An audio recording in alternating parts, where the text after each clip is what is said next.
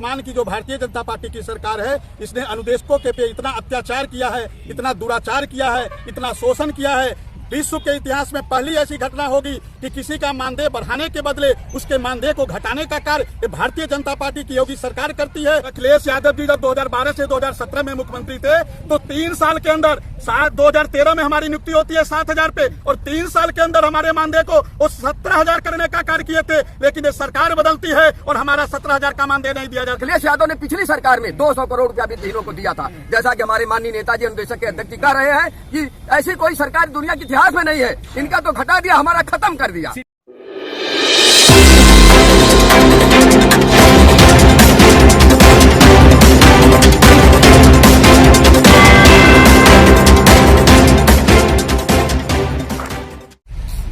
Sir आप बताइए, आजमगढ़ आने का उद्देश्य क्या है, जबकि आप गोरखपुर से हैं और विक्रम सिंह आपका नाम है सुना है, और अनुदेशक के आप संघ के अध्यक्ष हैं। तो क्या लग रहा है आपको आजमगढ़ आने की क्या योजना रही, क्या लग रहा है आपको आजमगढ़ आकर के क्या कर पाएंगे? सर हम लोग माननीय अखिलेश यादव जी की समाजवादी सरकार बनाने के लिए उत्तर प्रदेश के प्रत्येक जनपदों में हमारा दौरा चल रहा है, और चूंकि 7वें चरण में आजमगढ़ में चुनाव है तो हम लोग इसीलिए आज आजमगढ़ की धरती पे आए हैं, क्योंकि वर्तमान की जो भारतीय जनता पार्टी की सरकार है, इसने अनुदेशकों के पे इतना अत्याचार किया है, इतना दुराचार किया है, इतना शोषण किया है। विश्व के इतिहास में पहली ऐसी घटना होगी कि किसी का मानदेय बढ़ाने के बदले उसके मानदेय को घटाने का कार्य भारतीय जनता पार्टी की योगी सरकार करती है, और साल भर की हमारी रिकवरी भी कराती है। जब 2017 में हमारा 17,000 रुपया पास हुआ था, इस सरकार ने देने का कार्य नहीं किया, जबकि हम लोग इलाहाबाद हाई कोर्ट और लखनऊ हाई कोर्ट से दोनों जगह से जीतने के बाद भी ये सरकार हम लोग के साथ इतना ज्यादती करती है, और हम लोग के मानदेय देने के बदले ये सरकार सुप्रीम कोर्ट में चली जाती है और एक प्राइवेट वकील को रखती है। और इसीलिए हम लोग, चूंकि हम लोग का सरकार आज अखिलेश यादव जी अपने घोषणा पत्र में अनुदेशकों को नियमित करने की बात करते हैं, और प्रदेश के जिस भी जनपद में गए हैं हर जनपद में सार्वजनिक मंचों पे उन्होंने अनुदेशकों के नियमितीकरण की बात की है, तो हमारा भी फर्ज बनता है। एक तरफ भारतीय जनता पार्टी की सरकार है जो हमारा नाम तक लेना उनको मुनासिब नहीं समझते हैं, और एक अखिलेश यादव जी हैं जो लगातार हर मंचों पे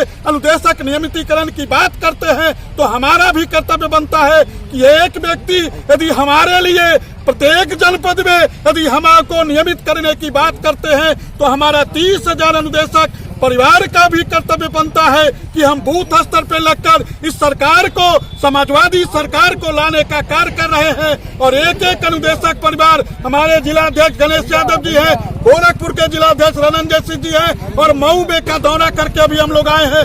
हर जनपद में एक एक अनुदेशक को समाजवादी पार्टी के पक्ष में हम लोग सहेजने का कार्य कर रहे हैं, और कुछ ही दिन शेष है, आ रहे अखिलेश है, और जब 10 मार्च को अखिलेश जी उत्तर प्रदेश की सत्ता पे काबिज होंगे, उत्तर प्रदेश का एक एक अनुदेशक परिवार नियमित होगा, ऐसा हमको पूर्ण विश्वास है। क्योंकि अखिलेश जी ने ही उत्तर प्रदेश के अनुदेशकों को पैदा करने का कार्य किया है, वही हमारे पिता हैं, समस्त अनुदेशकों के वो पिता हैं, और जो पिता हमको जन्म दिया है, हमारे पालन पोषण का भी कर्तव्य उनका बनता है, और अखिलेश यादव जी हमारे पालन पोषण करेंगे, वो भरोसा है। सर कैसा लग रहा है कि शिक्षा मित्र भी इसी तरह की बात कर रहा है, वित्तविहीन शिक्षक भी इसी तरह की बात कर रहा है, अनुदेशक भी इसी तरह की बात कर रहा है, यानी सारे शिक्षक जो संगठन है, चाहे अनुदेशक हो, चाहे वित्तविहीन शिक्षक हो, चाहे वो माध्यमिक शिक्षक हो, तो ये सबको अखिलेश किस तरह से मैनेज कर पाएंगे? क्या आप लग रहा है आपको कर पाएंगे मैनेज? बिल्कुल सर, देखिए सर, नियत सही होना चाहिए। और अखिलेश यादव जी जब 2012 से 2017 में मुख्यमंत्री थे तो 3 साल के अंदर 2013 में हमारी नियुक्ति होती है 7,000 पे, और 3 साल के अंदर हमारे मानदेय को वो 17,000 करने का कार्य किए थे। लेकिन ये सरकार बदलती है और हमारा 17,000 का मानदेय नहीं दिया जाता है। पूरे प्रदेश का क्या शिक्षक दल, चाहे अनुदेशक हो, चाहे शिक्षा मित्र हो, चाहे वित्तविहीन शिक्षक हो, क्या अखिलेश के साथ है, या अभी इसमें भी भेद है? नहीं, कोई भेद नहीं है सर। उत्तर प्रदेश का एक एक अनुदेशक, उत्तर प्रदेश का एक एक शिक्षा मित्र, उत्तर प्रदेश का एक एक बेरोजगार, उत्तर प्रदेश का एक एक युवा, उत्तर प्रदेश का एक एक किसान अखिलेश यादव जी की सरकार लाने को 10 फरवरी से ही कृत संकल्पित है और जैसा लग रहा है प्रदेश में जैसा अखिलेश जी की सुनामी चल रही है, अखिलेश जी की लहर चल रही है और हमको तो लगता है अखिलेश जी 300 के पार जा रहे हैं सर। इसको दुनिया की कोई ताकत नहीं रोकेगी। उत्तर प्रदेश के मुख्यमंत्री को विराजमान होंगे, कोई गुरेज नहीं है सर। आप बताइए, वित्तविहीन गुट के आप बड़े नेता हैं और आजमगढ़ की धरती से पूरा पूर्वांचल कवर करते हैं, यहाँ तक कि पूरा प्रदेश भी देखते हैं। क्या लग रहा है इस बार तो छठे चरण का चुनाव हो गया, सातवां चरण बाकी है। एक चरण में क्या कर पाएगा आपका शिक्षक दल, क्या कर पाएगी आपकी टीम, अखिलेश को ला पाएगी? रामनयन यादव, प्रदेश सचिव, उत्तर प्रदेश माध्यमिक वित्तविहीन शिक्षक संघ जी। एक चरण, सातवां चरण नहीं, हमारे शिक्षक, सभी वर्ग के शिक्षक, ये मोदी योगी सरकार जो है, भाजपा की सरकार, शिक्षा शिक्षकों के दुश्मन है, विरोधी है। अब बताइए, पंचायत का चुनाव हो रहा था, बंगाल में चुनाव हुआ, असम में चुनाव हुआ, 5-5 लाख की लोग रैली को संबोधित करते रहे, रैलियां निकलती रही पंचायत चुनाव में, और बच्चों को और स्कूल को इन्होंने बंद रखा। इनके रैलियों में कोरोना नहीं था, स्कूल में कोरोना था, माल शराब खाना सब कुछ चल रहा था।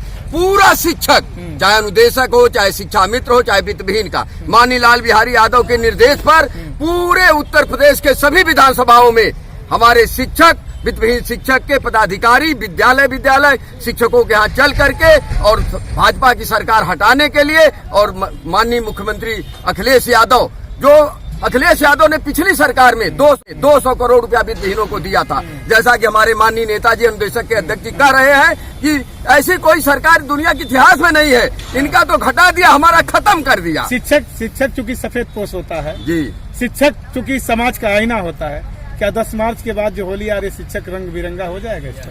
शिक्षक राष्ट्र का निर्माता जी, राष्ट्र का निर्माता है। शिक्षक जानता है कि कब किसको हटाना है, कब किसको लाना है। ये पूरा अवशेष है। मैं आपको पूरे दावे के साथ कहता हूँ, मैं पूरे दावे के साथ कहता हूँ कि हम लोग चाणक्य के वंशज हैं और हम लोग भाजपा को समाप्त कर देंगे और समाजवादी पार्टी की सरकार लाएंगे। हम किसी जाति के, किसी पार्टी के नहीं हैं।